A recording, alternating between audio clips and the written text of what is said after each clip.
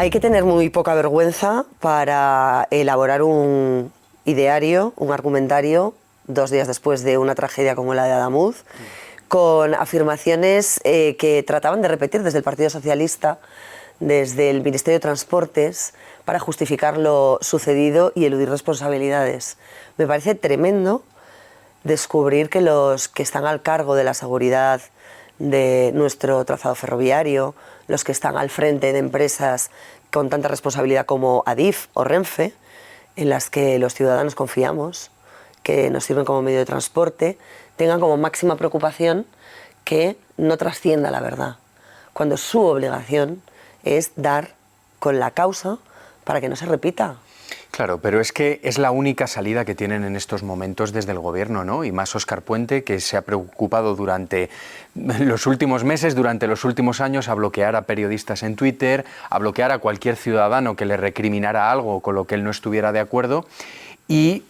ha estado más enfocado en eso que en confiar en los técnicos, en los altos funcionarios del Ministerio de Transportes y en revisar todas las irregularidades que podía haber no solo en la red ferroviaria, sino también en instituciones importantísimas como en AENA. Porque yo estoy convencido, Dios no lo quiera, que si el día de mañana hay un accidente aéreo, también vamos a ver la misma situación. Es decir,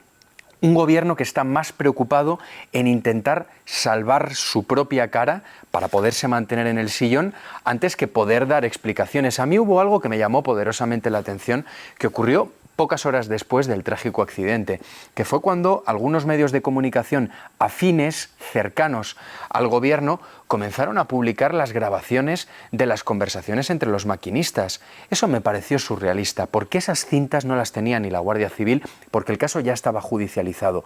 Y yo lo que interpreté en aquel momento es que el gobierno quería trasladar la culpa a los maquinistas y por lo tanto poner encima de la mesa un posible error humano que hemos descubierto con el tiempo que no fue tal. Y me parece gravísimo, ¿no? Bueno, se descartó desde el minuto 1. Sí. El fallo humano era evidente que no se había dado en este caso,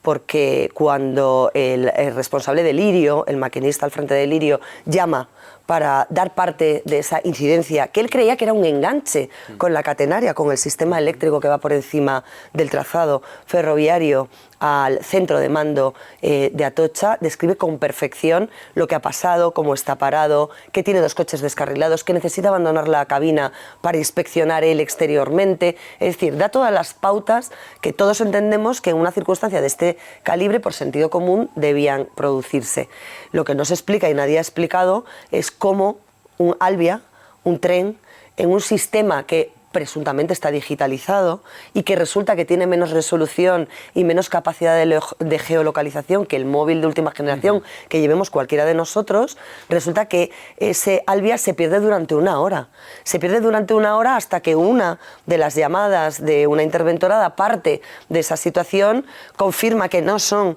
los mismos que habían descarrilado en el Lirio y un pasajero se baja caminando para acercarse hasta los servicios de emergencia. Es decir, es todo un despropósito de proporciones mayúsculas. Sí, no, y esto lo que ha evidenciado también es la falta de mantenimiento y la falta de prevención que hay desde el Ministerio de Transportes, ¿no? Pero no solo eso, sino también todo lo relativo a la adjudicación de los contratos para renovar el trozo en el que ocurrió el siniestro, ¿no? Nosotros en el debate publicamos que justo ese contrato se adjudicó a una UTE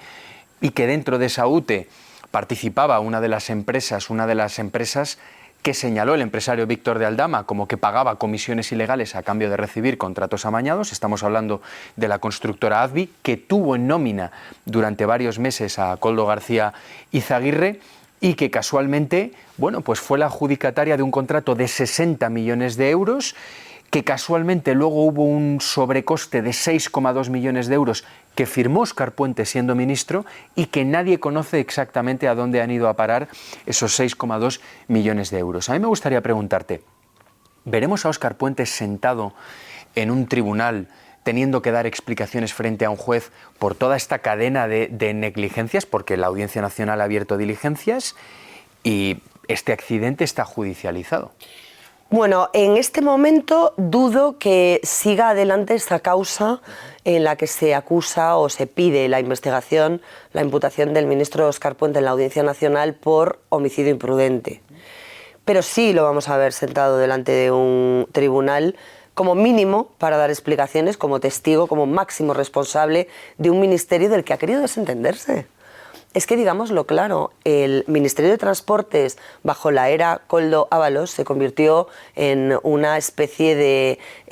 centro de negocios para sus trapicheos con el material sanitario, con las mordidas irregulares a cambio de obra pública, entre la cual estaban presuntamente también contratos relacionados con Renfe. Durante la etapa posterior, que es una etapa que a mí me sorprende mucho y de la que no se habla, con la ministra Raquel Sánchez, que estuvo apenas un año o año y algo y se fue inmediatamente y no dio mucha cuenta de ese tiempo, me pregunto ahora si precisamente esa renuncia, esa salida y ese Ministerio Express no fue porque se dio cuenta de lo que había dentro del Ministerio de Transportes y quiso desentenderse. Pero luego llega Óscar Puente y Óscar Puente es un ministro que en lugar de dedicarse a gestionar,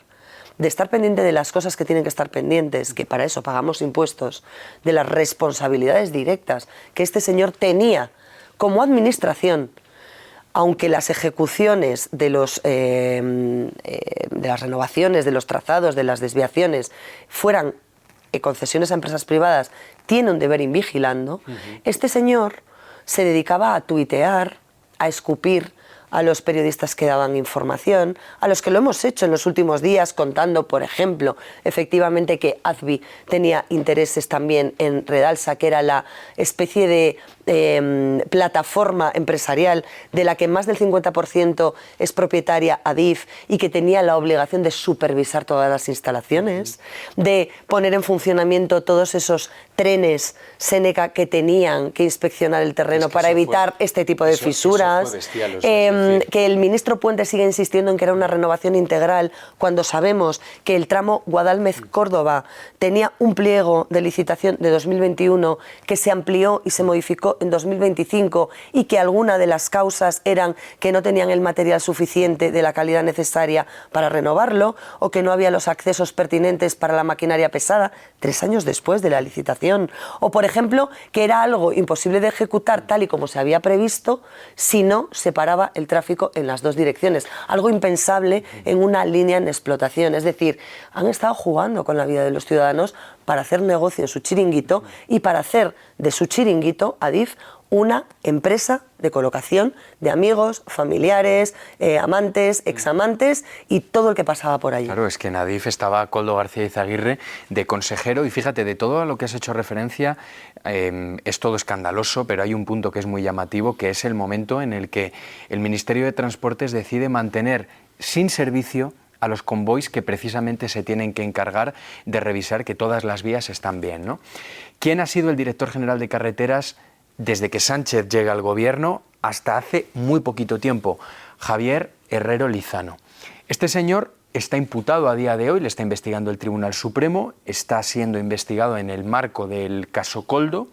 porque se dedicaba a adjudicar los contratos de carreteras, donde también hay algunos vinculados a la red ferroviaria, a cambio de cobrar comisiones ilegales. Y la sensación que da es que desde el Ministerio de Transportes, primero Ábalos, luego la ministra que le sustituyó y seguidamente Óscar Puente, estaban más preocupados de poder mantener a salvo todo eso, poder dar trabajo a la gente afín al Partido Socialista, poder seguir usando las instituciones para colocar a prostitutas, porque esto ha quedado ya acreditado judicialmente, que en estar en el día a día de absolutamente todo esto. A mí no me cabe ninguna duda de que efectivamente Óscar Puente va a tener que dar explicaciones ante un juez. Veremos cómo desgraciadamente al final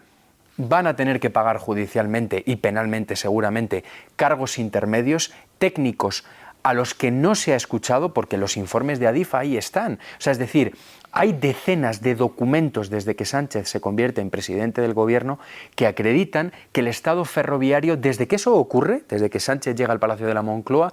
baja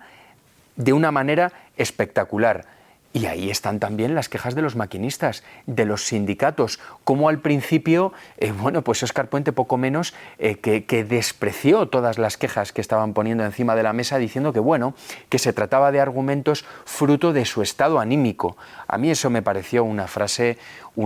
lamentable, que va en la línea, ¿tú te acuerdas, María, del son las 5 y no he comido, del presidente del gobierno Pedro Sánchez? Bueno, es que Óscar Puente también tiene su... Y lo que ha dicho el otro día la candidata María Jesús Montero también, o sea, a mí me importa poco y a las víctimas les importa poco y a las familias les importa poco lo que digan estos señores, y creo que hay un punto de inflexión importante en esa desconexión de quienes tenían que haber sido gestores y se dedicaron a otras cosas que eran más rentables para ellos y los suyos que de preocuparse por la seguridad, por la vida y por la salud de los ciudadanos. Y los onubenses fundamentalmente les han puesto en su sitio y les han dicho hasta aquí.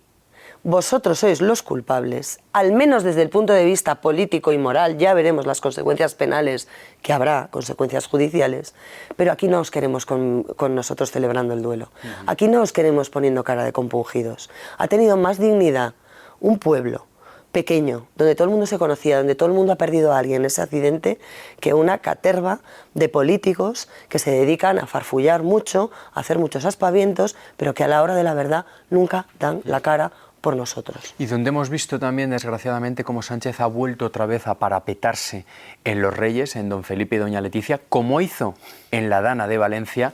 para, bueno, pues para poner el foco en otro lado, ¿no? Y a mí eso me ha parecido, una vez más, muy preocupante, a la par que lamentable. Bueno, pues vamos a ir viendo cómo va evolucionando todo este caso.